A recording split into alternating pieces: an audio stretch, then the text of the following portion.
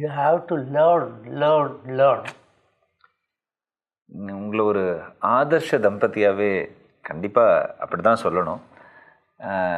இந்த மாதிரி உங்களை மாதிரியே ஒரே கலைத்துறையில் சேர்ந்து வரணும்னு நினைக்கிறவங்களுக்கு உங்களுடைய மெசேஜ் என்ன? நீங்கள் சொல்கிறது உங்கள் வாழ்க்கையே ஒரு மெசேஜ் தான், இருந்தாலும் க்ரக்ஸில் ஏதாவது ஒரு விஷயம் சொல்லணும் அப்படின்னா என்ன சொல்லணும்னு அபிப்பிராயப்படுறேன்.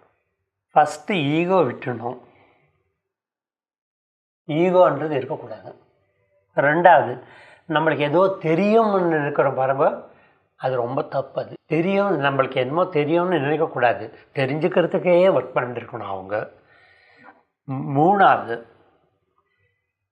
எனக்கு இந்த ஆப்பர்ச்சுனிட்டி வருமா, இந்த ஆப்பர்ச்சுனிட்டி வரத்துக்கு நான் யார் பார்க்கணும், இல்லைன்னா இந்த அவார்டு எனக்கு வரணும்னாக்கா இதுக்கு என்ன பண்ணணும், இந்த சிந்தனைகளே இருக்கக்கூடாது.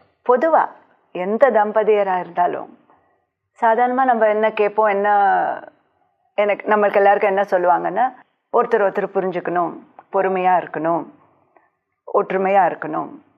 இதெல்லாம் கரெக்டு தான், ஐடியல். ஆனால் நம்ம எல்லாம் மனுஷா தானே, நமக்கும் கோபம் தாபம் எல்லாம் இருக்கும், எதிர்பார்ப்புகள் இருக்கும்.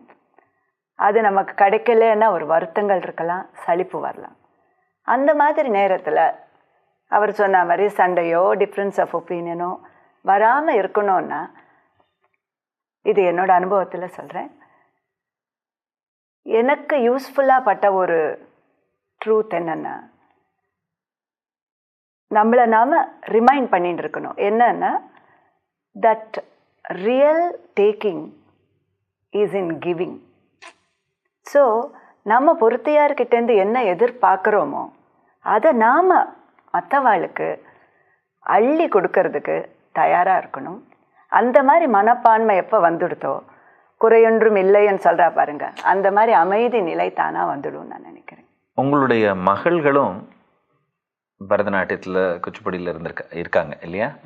அவங்களுக்கு வேறு ஏதாவது ஆப்ஷன்ஸ் இருந்ததா லைஃப்பில்? ஏதாவது பண்ணணும்னு ஆசை இருந்ததா, இல்லை நேச்சுரலாகவே இந்த இசை குடும்பம் கலை குடும்பத்தில் வந்ததுனால இதுக்குள்ளே வந்துட்டாங்க? ஆல் இண்டியா ரேடியோ அந்த காலத்தில் ஒரு இயர்லி ஒரு ஆனுவல் ஃபங்க்ஷன் பண்ணுறச்சே பிஃபோர் இன்வைட்டட் ஆடியன்ஸ் பண்ணிருந்தேன்.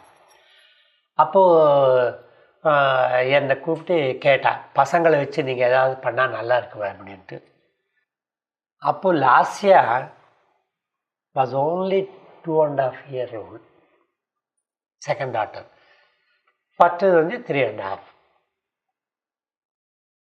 அப்புறம் மற்ற பசங்க சின்ன பசங்க இன்னும் நிறைய, ஒரு 10 பேர் வச்சு நான் என்ன பண்ணேன்னா ஒரு ஐட்டம் கம்போஸ் பண்ணேன், கொரியோகிராஃப் பண்ணேன். இதுக்கு என்னுடைய குரு மிருதங்க வாத்தியார் கலாக்கேத்திராவில் காரைக்குடி கிருஷ்ணமூர்த்தி சார், அவர் தான் மிருதங்கம் அவர் ரிக்வெஸ்ட் பண்ணேன் வாசிக்க சொல்லி. அவர் வாசிக்கிறேன்னாரு, வாசித்தார். அதில் ஒரு தமாஷ் என்னன்னாக்கா, ஃபஸ்ட்டு பார்ட் ஆன உடனே செகண்ட் பார்ட் வரைச்ச கண்ட நடையில் வரும். ஓஹோ. அந்த கண்ட நடையில் உள்ளே என்ட்ரி பண்ணுவா ஒரு குரூப்பு, அது லாஸ்யா லீட் பண்ணுவா. என்ன வேறு யாருக்குமே அந்த கண்ட நடை நிற்கலை. அவளுக்கு தெரியல, எல்லாருக்கும் கண்ண நடையில் அந்த 5 beats. அப்போ லாஸ்யா 2.5 வயசு அவளுக்கு. அவள் கரெக்டாக அவள் லீட் பண்ணிட்டு வருவா அந்த குரூப்பை.